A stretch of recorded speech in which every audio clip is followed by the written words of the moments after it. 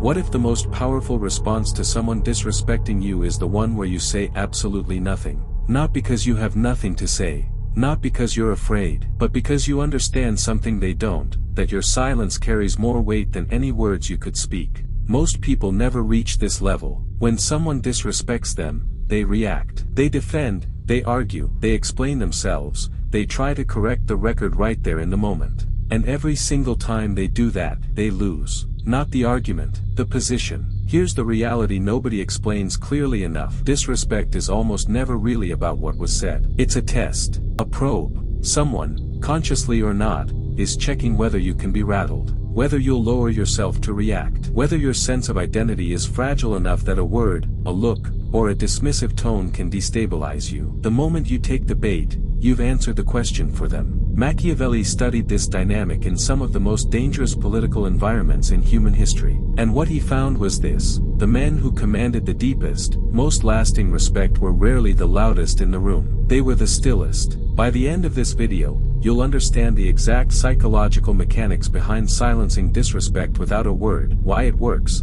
how to do it, and the one final insight about silence that most people never reach. If this kind of real, unfiltered content on power and psychology is what you've been looking for, subscribe and hit like. Every video on this channel is built to give you awareness that actually changes how you move. Before the tactics, you need to understand why most people fail at this, and why it costs them far more than they realize. When someone disrespects you and you react emotionally, something happens in the room that has nothing to do with who's right. Status drops. Not permanently, not catastrophically, but in the minds of everyone watching, and there are almost always people watching, a small recalculation happens. This person can be moved, they note. This person responds when pressed, and that information gets filed. The reason this is so hard to resist is biological. Disrespect triggers a threat response. Your brain reads a social attack similarly to a physical one. It floods your system with the impulse to defend, to fight back, to restore what feels like lost ground. And that impulse is immediate, powerful, and almost always wrong in social contexts. Because here's what the impulse doesn't understand: in social dynamics, composure is dominance.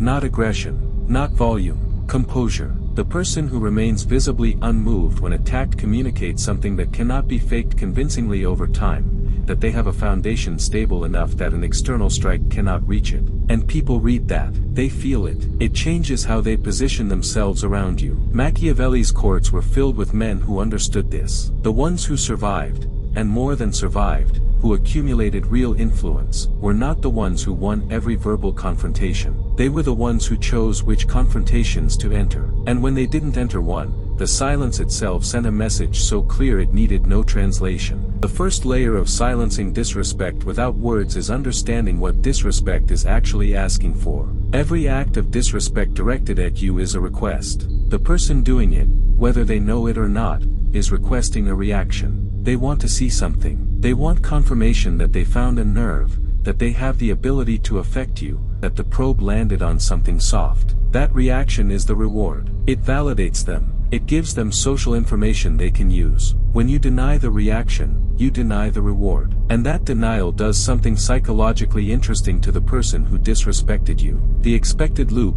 provoke, react, confirm, breaks. And when a social loop breaks, uncertainty enters. They begin to question whether their move was as clever as it felt. They begin to wonder what you're thinking. They begin to work for your attention rather than the other way around. This is the power inversion that Machiavelli understood intuitively. The person who needs a reaction from you has given you power over their emotional state. The moment you refuse to deliver it, they are in a weaker position, and you don't have to say a single word to get there. But here is where most people make the critical mistake. They confuse silence with absence. They go quiet, but their body speaks loudly. Their jaws tightens. Their eyes drop. Their posture closes. And all of that non-verbal information broadcasts exactly what their mouth chose not to say. The message received is not composure, it is wounded restraint. And wounded restraint is not the same thing. Real silence, the kind that carries authority, lives in the body first. Shoulders back, not rigid.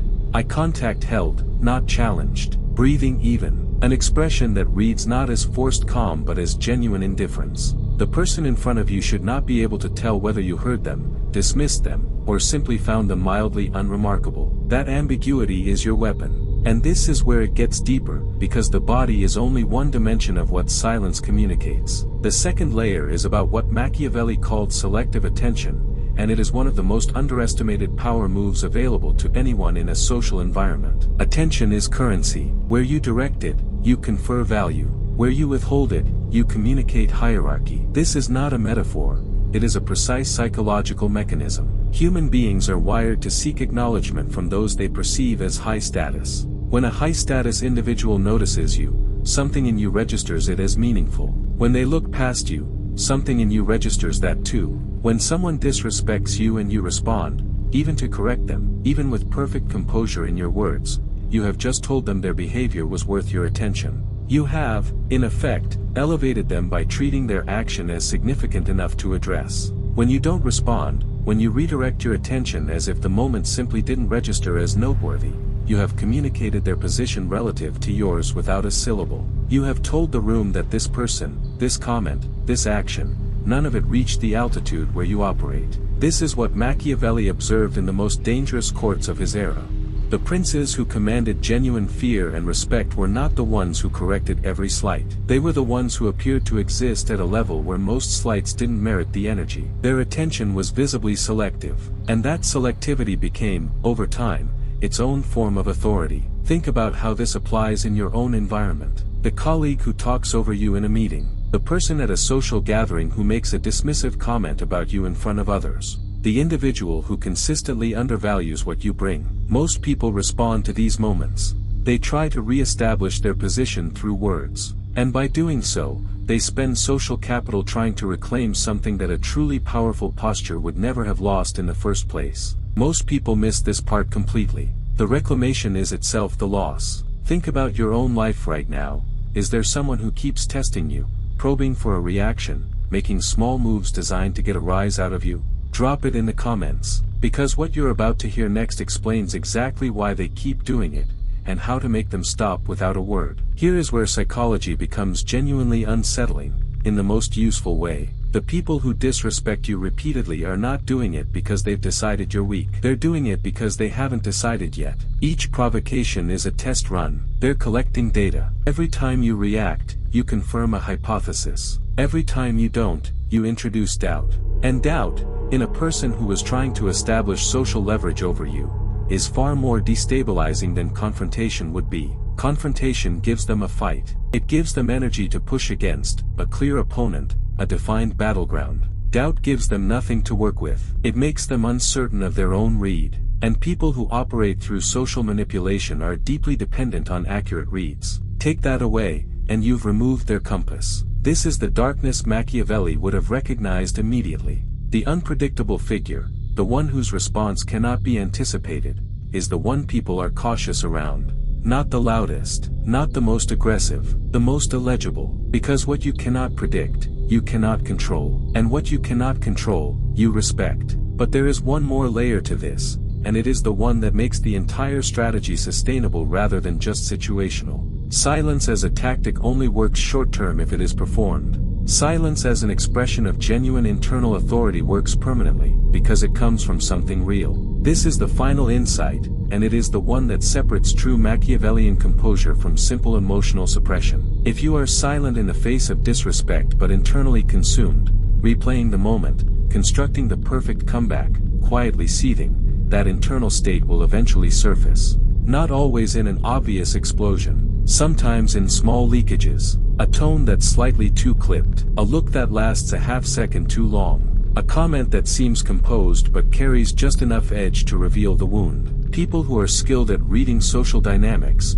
and the people most likely to test you usually are, will catch those leakages. And when they do, your silence loses its power. It becomes a performance they've seen through rather than a reality they cannot reach. The man or woman who is truly unshakable in the face of disrespect is not suppressing a reaction. They have done the deeper work of building a relationship with their own identity that external attacks genuinely cannot destabilize. They know who they are with enough clarity, and have built a life with enough substance, that a dismissive comment from someone trying to provoke them simply does not land the way it was intended. Machiavelli pointed at this when he talked about the prince who builds his fortress before the siege comes. Your internal reputation, the one you hold of yourself, is that fortress. And when it is genuinely solid, disrespect doesn't require your energy to handle. It dissolves on contact. The attacker is left with a response they didn't prepare for, nothing. And that nothing, to someone who expected a reaction, is the loudest possible answer.